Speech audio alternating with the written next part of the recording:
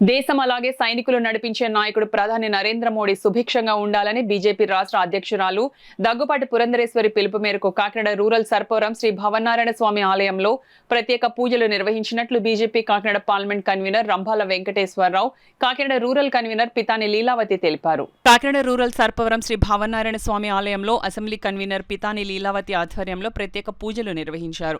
ఈ సందర్భంగా Kakinada parliament convener Rambhala Venkateswararao మాట్లాడుతూ, మొన్న జరిగిన పహల్గాం ఉగ్రదాడిలో 26 మందిని బలి తీసుకున్న ఉగ్రవాద ప్రేరేపిత పాకిస్తాన్కి తగిన రీతిలో ప్రీతం ప్రధానమంత్రి నరేంద్ర మోడీ తగిన రీతిలో దీటైన ఆపరేషన్ సింధూర్ అనే నినాదంతో ఉగ్రస్థావరాలను మట్టిలో కలిపివేయడమే కాకుండా చనిపోయిన వారి కుటుంబాలకు మనోధైర్యాన్ని కలిగిస్తూ అలాగే భారత సైన్యానికి అన్ని విధాలుగా యావత్ భారతావని అండగా నిలుస్తుందని, ఇవన్నీ జరిగేదానికి ఆ భగవంతుడు దీవెనలు దేశం పైన, సైనికుల పైన, మోడీ పైన ఉండాలని ఈరోజు భవనారాయణ స్వామి ఆలయంలో ప్రత్యేక పూజలు చేయడం జరిగిందని రంబాల్ అన్నారు.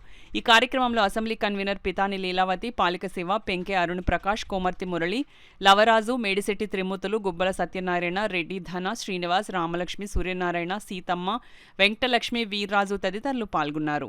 మన పురోహితులు ఉత్సాహభరితంగా ఆ స్వామివారికి నరేంద్ర మోదీ గారు బాగుండాలి, ఆయన బాగుంటే దేశం బాగుంటుంది అనే రీతిలో ఆయన పూజలు చేయడం, అదేవిధంగా దేశం సుభిక్షంగా ఉండాలని సైనికులు ఉత్సాహభరితంగా ఎటువంటి అవాంఛనీయ సంఘటనలు వారికి కలగకుండా మన భారతదేశాన్ని కాపాడడానికి వారికి ధైర్యం ఇవ్వాలని చెప్పేసి ఈ రోజున పూజలు చేయడం జరిగింది.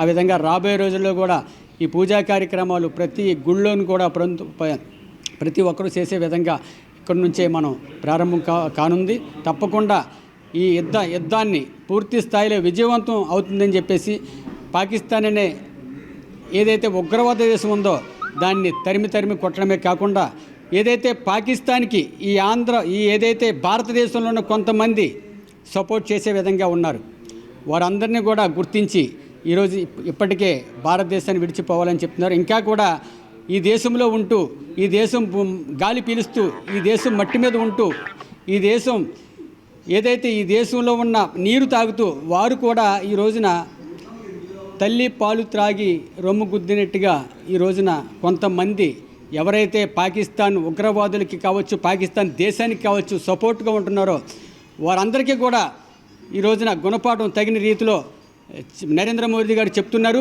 రాబోయే రోజుల్లో కూడా అటువంటి దుశ్చర్యలకు ఈ దేశంలో ఉండి పాకిస్తాన్కి సపోర్ట్ చేసిన ప్రతి ఒక్కరిని కూడా ఏరివేసే విధంగా నరేంద్ర మోదీ గారు కంకణం కట్టుకున్నారు. ఆ విధంగానే దేశం ముందుకు వెళ్తుంది.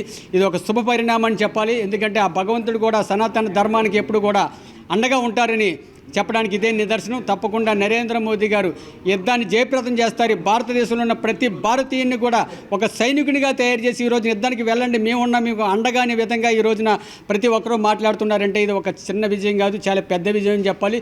రాబోయే రోజుల్లో కూడా ఏ దేశం కూడా భారతదేశం వైపు ఒక అభివృద్ధి గురించి చూడాలి తప్పించి విచ్ఛిన్నం చేయడానికి ఎవరు చూసినా కానీ వారికి పాకిస్తాన్కి పట్టిన గత ప్రతి ఒక్కరికి పడుతుందని చెప్పేసి ఈ సందర్భంగా తెలియజేసుకుంటూ జై భావనారాయణ స్వామి, జై భవనారాయణ స్వామి, జై నరేంద్ర